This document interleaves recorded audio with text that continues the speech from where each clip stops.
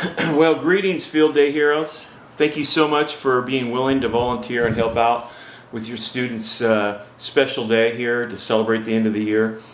Trying to give these guys great memories, a lot of fun, an opportunity for us as adults to kind of love on them a little bit more and just show them how important and special they are. But I decided to do a little video breakdown just because I'm not able to have a meeting with you, which I generally like to do. With my field day volunteers, I like to bring them in and have a little pre-field day meeting, but I don't think that's in the cards, and so I just opted to send this video and just going to kind of review with you really quickly the stations, the way they're going to rotate, what's happening at each station, about how many we need at each station to make them function safely and well. And then any questions you have, feel free to email me when I'm done. They'll come out level by level, second graders first, followed by the kindergartners, and then the first graders will come in after lunch for their turn.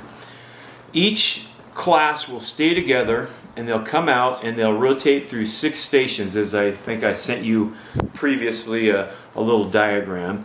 Stations 1 and 2 is where we're probably going to need the most help. There's going to be hopefully a ton of different activities the kids can pick from, and they're going to be there for 2 straight stations. Each station is going to be 8 minutes long with a couple minutes of rotating time.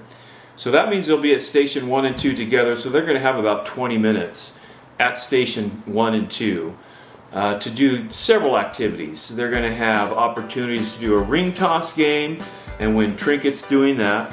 They're going to have opportunities at a little ladder game that they can win also little trinkets. There's going to be a fish station. The ODF and W are bringing in a little station they're going to run themselves. So there's going to be that. I'm not sure what that exactly looks like, but it sounds kind of fun. As well as bubbles, sidewalk chalk, things like that. Face painting, as well as just the playground equipment that they can use. So lots of different things they can do at that station that'll keep them occupied for that time, and they'll have a lot of fun. So as you can see, we're going to need upwards to 6 to 8 people to be in that station to keep them safe and to be able to function and do all the activities. If I don't have that many, we'll probably have to pare down and remove a couple of the items that I just mentioned, but it'll still be fun. They'll go from station 1 and 2 on to station 3. Station 3 will be a parachute station, and that's where we're going to need 2 adults just running the parachute activities. The kids circle around the parachute. You do all kinds of fun activities with the parachute and with some equipment, balls and such, and play a couple little games that you can play with them. I'll instruct whoever's doing the parachute station kind of some things you can do there to make it fun for the kids. From parachute station, they go into the middle of the softball field at station 4, and that's the hippity hop bounce relay. That's where you get those big inflatable rubber balls with handles that the kids can sit on, and they can bounce all over the place on them. They love them. It's been my experience. They really enjoy playing with those, and so we'll kind of line kids up there and have them race each other through the field, around some cones and back, and give them several opportunities on those hippity hops to have some fun doing that. They'll go from station 4 to station 5 out in the outfield there, and that will be the beach ball relays. And there's 2 or 3 relays we can do with beach balls. Again, when you get there, I'll kind of show you what those relays are and how to make them work, and the kids will enjoy them. They're a little challenging, but they'll have fun doing them. And that's station 5. Station 6 is in the middle of the infield on the softball field, and that will be the water cannon relay. There'll be 5-gallon buckets full of water, little water cannons. They'll on their turn, they'll suck up water out of that bucket into their cannon, run up to a line, and try to shoot that water and knock an item off of some object. It might be a cone, it might be a table. I'll figure that out on Tuesday. But that'll be a lot of fun, and kids may get wet on that one, and that's okay. That's kind of part of the deal. Hopefully maybe even some of you leaders who are in that particular station might accidentally get some students wet. That would be fun for them, I think. They'll go from station 6 in the infield, and they'll rotate then through the backstop and into station 1 and 2. So it's just going to be pretty simple. It's going to take a little over an hour, I'm guessing. At the end of the station rotations, then if we have time, the kids were involved in the Kids Heart Challenge this past couple weeks and raised $3,500 for American Heart Association. So they did a great job.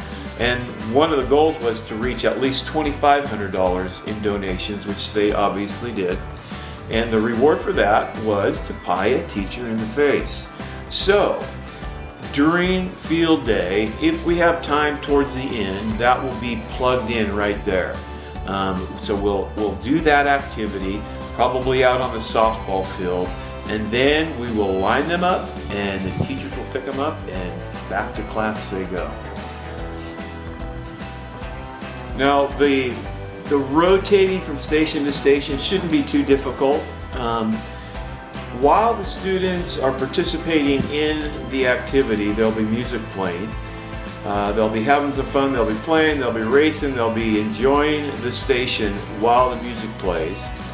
When the music stops, that will signal a time to transition, time to change stations.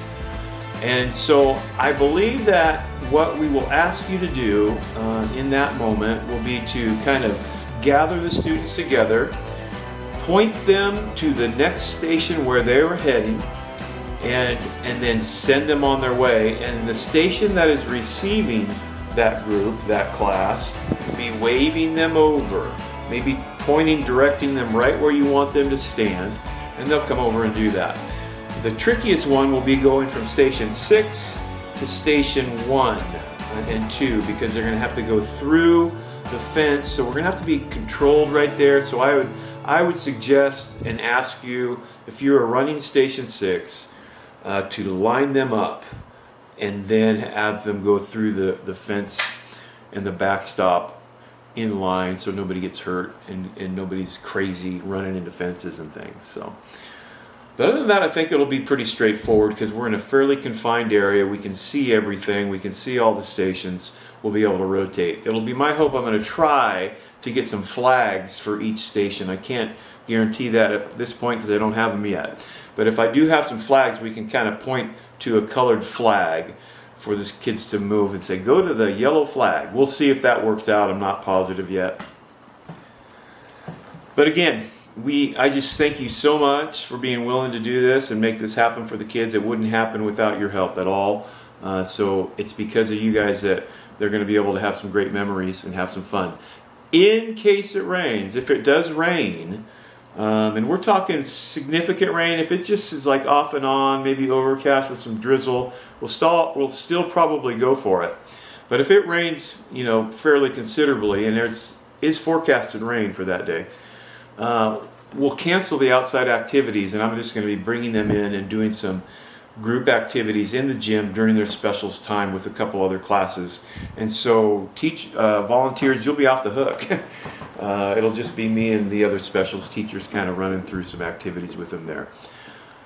Okay, well, I hope that all makes sense. I hope it helped out. If you have any questions, if I missed anything, if you have any ideas or any thoughts, any things you want to bring to the table in terms of a station, or what you might want to do in the station where they've got kind of some free activity choices to do, feel free to let me know.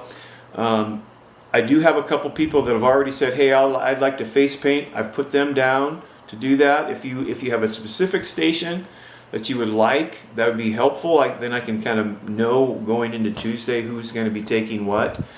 But if not, we'll just show up. Hopefully, if you're going to help out with the second graders, be there at about 7:30 a.m. and we can kind of get organized and get into our places. With the kindergartners, they start at 9:30, so if you can be there at about 9 or so, just kind of help us maybe transition the second graders out and bring in the kindergartners into their turn. And first graders are after lunch and technically starts at about 12:25, so if you could be there at about noon, that would be great. Okay? So I think that about covers it. I'm sure I forgot something, but feel free to connect with me. And any questions, any thoughts, any ideas. Okay, again, thanks again. You're heroes. Appreciate it. We'll see you on Tuesday.